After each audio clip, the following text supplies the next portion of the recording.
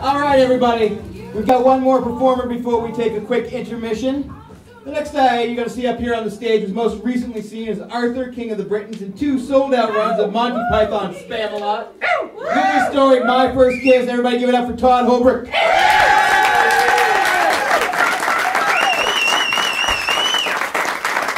Thank you so much.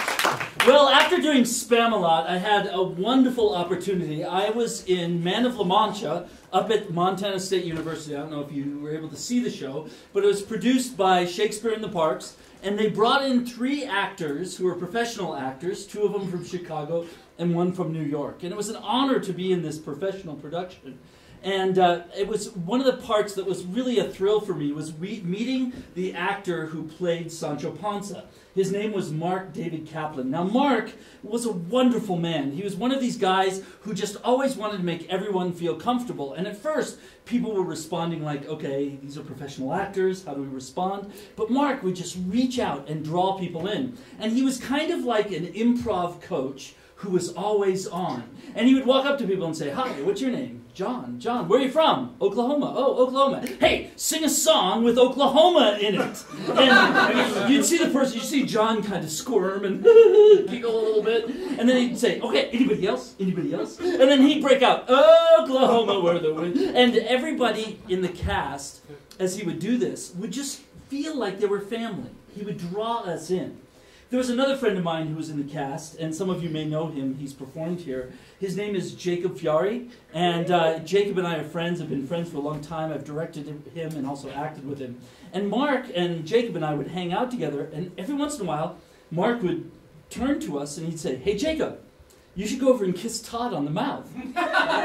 And we'd both go, yeah. And at first it was kind of awkward, but then it kind of turned into this running gag where he would do it so often that Jacob and I were, we'd make fun of it when we were in rehearsals. Oh yeah, Mark wants me to kiss you and all this stuff. I don't know if I mentioned, Mark is gay, and that's okay. And so he would do this, and one night he was sitting there and he said, we're sitting there together, and he turns to Jacob, he says, Jacob, you should kiss Todd on the mouth. And Jacob giggles, and then Mark goes, it's really easy. You do it like this. And so before I go there, I need to give you some background here. So when I was in high school, I was kind of the consummate 98-pound weakling. Well, I wasn't 98 pounds. I was actually 135 pounds, but I was 6'2". So if you can imagine, I was very thin. I was also I was very pretty. I giggled. I still giggle. I was in theater. So all those things together added up that I wasn't kind of your butch sort of Montana guy.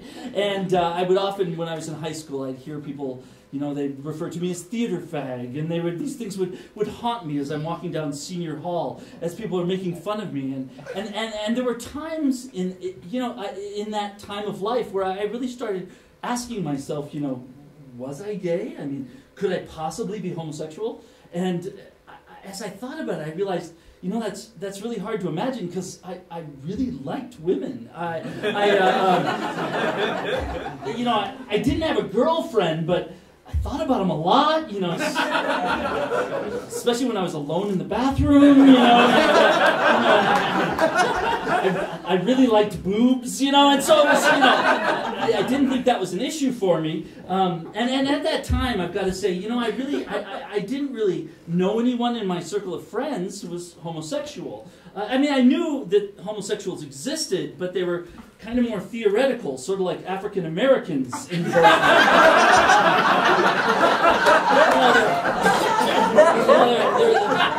they're out there, but you don't know them personally, and you're sure they exist, but so I didn't have any problem with African Americans or homosexuals. It was just sort of people that were out there.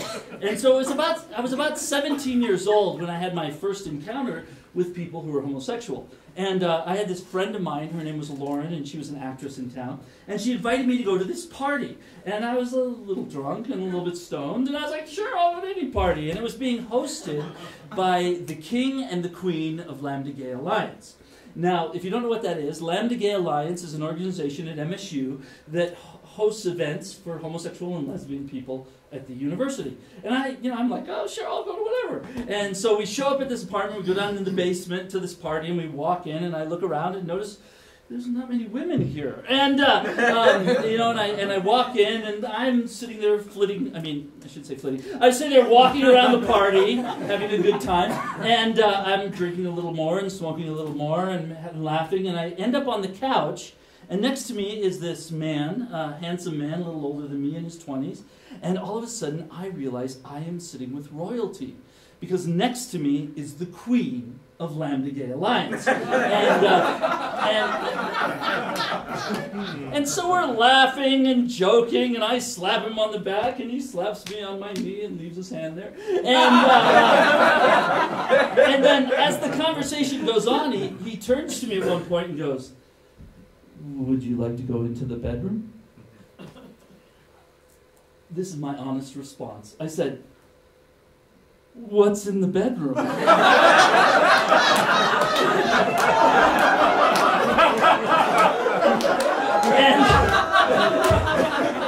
And he says, "Why don't you come in and see?"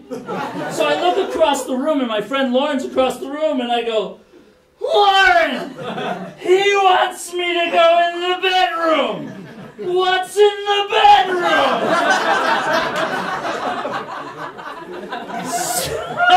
So he gets up and leaves. Look, I'm not shitting you. This is the truth. It wasn't until after the party as we're leaving that Lauren explains to me what's in the bedroom. He wanted to do what to me? And so my next encounter was 2 years later. Now I'm 19. I'm seeing a friend. At this time, I had gone to college. I was up at school at MSU, and I did national student exchange in Boston, Massachusetts. Another friend of mine, Lori, did it as well. And so we went out to Boston together. And there was a friend of ours who had lived in Bozeman. His name was Carl. And he had moved to Boston. And so we connected with him so we could go and stay with him until we found our own place. And so as we're leaving, Lori's telling me that since Carl has moved to Boston, he has come out of the closet. And I'm like, okay, well, that's not a big deal. This will be fine. And so we get out to Boston, and we move into Carl's apartment, and I was fascinated by his lifestyle. I'm sitting here thinking, I have no idea what it means to be homosexual and what goes on in their lifestyle. So in the evenings, after looking for apartments, he and I I'm asking him all these questions about what does it mean to be homosexual? What kind of stuff do you guys do? I'm kind of curious. And because I knew nothing. And he's telling me about all the things they would do and this kind of stuff, and ow, and I'm thinking, ow, that would hurt, wouldn't it? And I'm probing him for, that's not a good question. I'm asking him, sorry, bad choice of words. I'm asking him for more information, and he says, there's this stuff called Rush, and it's in this little bottle, and what you do is you take the Rush, and you sniff it, and then it opens all the capillaries in your brain, and then it doesn't hurt so much when that stuff happens. And I go, wow, can I try it? And the Rush, not the... And so I wanted to see what it would do, and he gave it to me, and I sniffed. Honest to God, it felt like somebody took an axe and just jammed it into my head. It felt like I had the worst headache. My head split in half, and I thought, oh, I get it. If it hurts up here, you don't think about it hurting down here. And so I was like, okay, well, this is what you do. And so Carl asked Lori and I, he said, would you guys like to go dancing? Because there was this discotheque in Boston, and it was called Boston. And it was this massive discotheque. It was so big, the inside dance floor was about the size of a city block in Bozeman. So you're talking a massive, and it was very expensive to go, it was high end, but on Sunday nights, it was free. And so we're like, yeah, we'd love to go. And so we go to Boston. We walk up, and the bouncer is there, and I pull out my fake ID. And, I got this from my cousin in Ohio, who was 21. And I show it to the guy, and he looks at the ID, and he looks at me, and he looks at the ID, and he looks at me, and he goes, do you know what's going on in here? And that should have been my first clue. And I'm like, you know, being 19, yeah, I know. And so after we go in, Carl lets us know that Sunday nights at Boston is gay night at Boston. And not only is it gay night, but it is every weekend they have a theme. And so, like, if they have a theme like Gone with the Wind, everybody dresses in Gone with the Wind theme. Well, this night, the theme was Beach Blanket Bingo, was the theme. And so I come in and I walk around the corner, and here is this dance floor, the size of a city block, filled with people, men, dancing. And I can see the first row of men very clearly, that they're wearing Speedos, and that's about it. And then, but as they go back, you can't see the Speedos anymore, so it looks like a giant room of naked men bouncing up and down in this dance floor. Well, I turn to Lori and I look at her and she's drooling. And, you know, and I slip my arm through hers and I say, could you stay with me, please, through the night? And so we move over to the bar, which is elevated, and we're having drinks. And all of a sudden, Carl turns to Lori and says, Lori, you want to dance? She's like, oh yeah, I want to get in that. And so they take off for the dance floor, and I'm like, no. Well, they leave me in. I'm sitting on the bar stool looking around, and all I can think of is this is what a woman feels like at a cowboy bar in Montana. And, you know, I've got guys checking me out, you know, and I'm just like, please don't talk to me. And so I move over to the edge of the, there's a railing, and I'm looking over trying to find Lori out on the dance floor. And all of a sudden I feel somebody pinch my ass. And I think, I have gone where no man has gone before. No, and I turn and I look, and there's all these men behind me, and I'm thinking, I am a stranger in a strange land, and I don't belong here. And so Mark Kaplan was talking to Jacob, and he says to Jacob, Jacob, you should kiss Todd on the mouth. And he said, it's easy, like this. And he reaches out and he puts his hand on my cheek. And, you know, I've reached out and done that before. It's amazing. It's like you'd think a hand would slip off. But it's like it becomes magnetic, you know? And it, like, pulls your face forward. and I look down at Mark, and he's got this smile on his lips, and time kind of slows.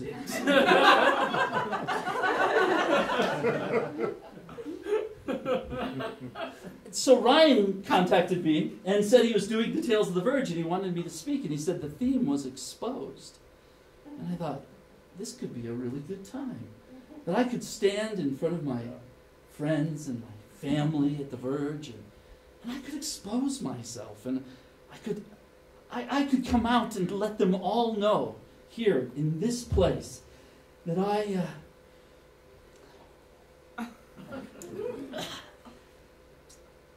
I'm straight. I really like